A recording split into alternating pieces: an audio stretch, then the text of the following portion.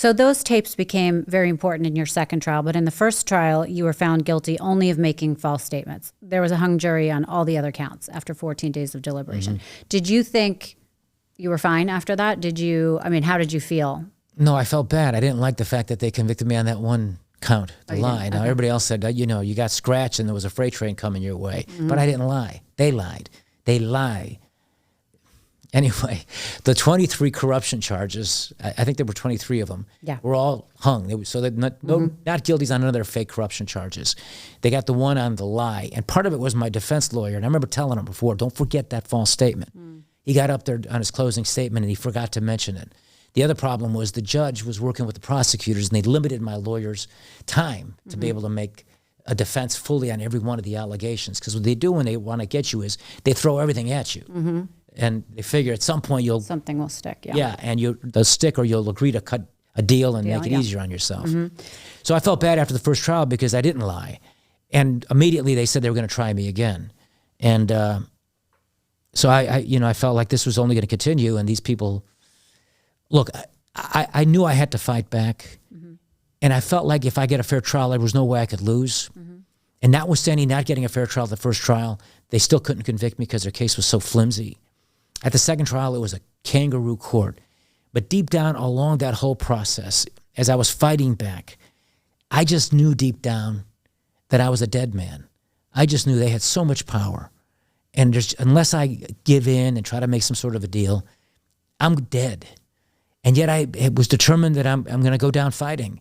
And I was aware. Had they offered you deals that you They did after the first trial. After they failed to convict me at the first trial, they sent my brother to me to ask my brother to plead guilty, and they would cut the charge. They would cut him loose because my poor brother, completely innocent, was brought into this to use as a pawn against me. Mm-hmm.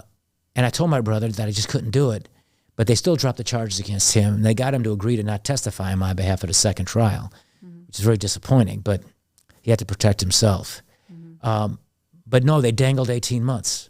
My lead lawyer, he was afraid they were bugging his office, so we had to sit in a car, and he was telling me, 18 months, and that his office is in Hyde Park, the neighborhood where Obama's from, and he said that Obama wants this to go away. You should really strongly consider the 18 months. But I could never do it. And you felt you had truth on your side.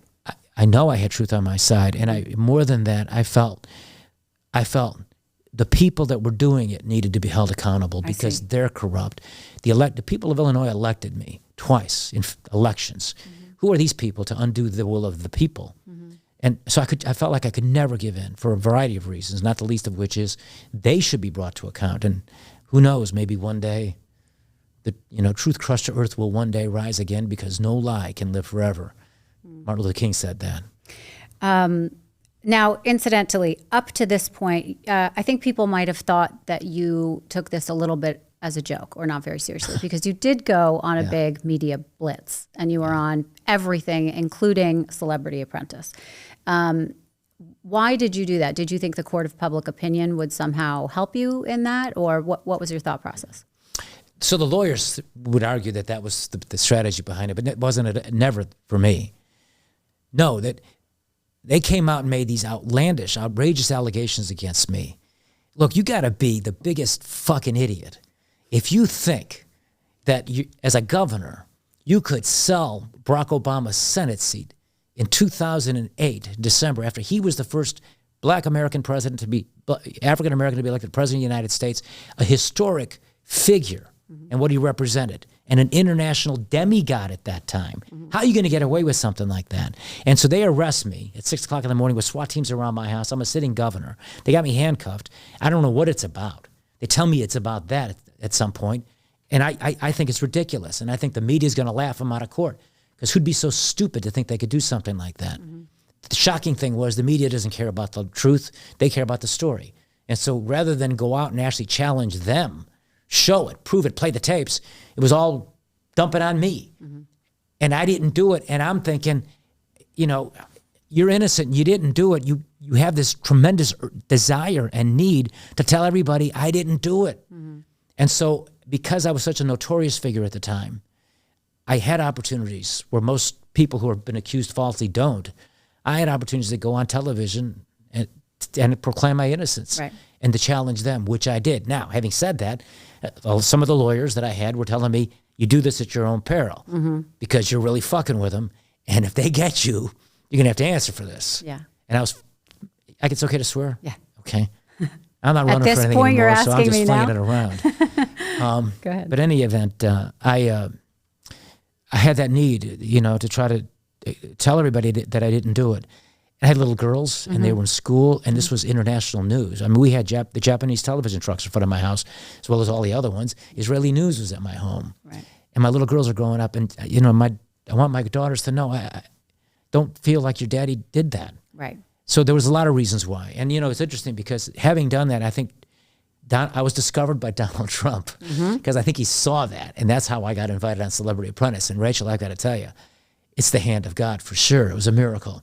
Because had I not been on Celebrity Apprentice, I'm still in prison till May of 2024. Right. It was a 14-year sentence they gave me. That's right. That may have been your saving grace. Absolutely Celebrity was. Apprentice. So I'm curious of your opinion of him or your perception of him in that way, when he was not this political figure and had, and could have an effect on where you ended up in life. What was he like? He was great. And, I want to say that I never in my wildest dreams when I was on Celebrity Apprentice, and we filmed it in October of 2009. So he doesn't get elected president until 2016. He doesn't announce until the spring of 2015. So years before I'm on Celebrity Apprentice, never in my wildest dreams do I imagine he's ever going to run for president, much less get into politics. Right. This is Donald Trump, superstar, Celebrity Apprentice, TV personality, billionaire real estate developer, successful businessman, larger than life, a guy who had a tremendous following, author, best-selling author. I mean, he had golf courses around the world at the time that I knew him from the show. It never crossed my mind. And he was a larger-than-life figure then as he is now. So did you guys chum around at all? I mean, did you spend any time together? we spent a little, we didn't chum around. I mean, you work every day. He's a hard worker. Right. And you're up at 5 a.m. every day to do those shows and to be, to do the makeup and all the things you have to do before your casting call, I think they call it. It was a new world for me, by the way. Right. And I had I call it the good fortune of being chastised by Joan Rivers on national television for serving her a hamburger that was cold. Oh, my goodness. Right. But he was off camera. He was really nice to me and good to me. And he did something that I'd like to share with your audience after it was over.